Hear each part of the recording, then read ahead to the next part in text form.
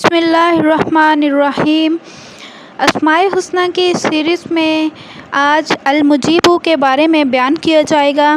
المجیب کے معنی ہیں دعائیں سننے اور قبول کرنے والا۔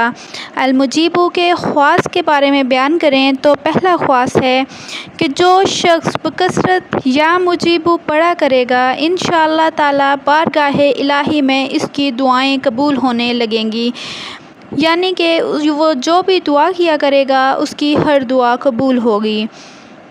بے شک اللہ تعالیٰ سننے والا اور قبول کرنے والا ہے۔ المجیب کا اگلا خواص ہے کہ جو شخص اس میں مبارک المجیب کو لکھ کر اپنے پاس رکھے گا انشاءاللہ وہ اللہ تعالیٰ کی امان میں رہے گا۔ المجیب کا اگلا خواص ہے کہ جو کوئی درد سر کے لیے المجیب کو 3 مرتبہ پڑھ کر دم کر لے گا تو انشاءاللہ درد سر دور ہو جائے گا۔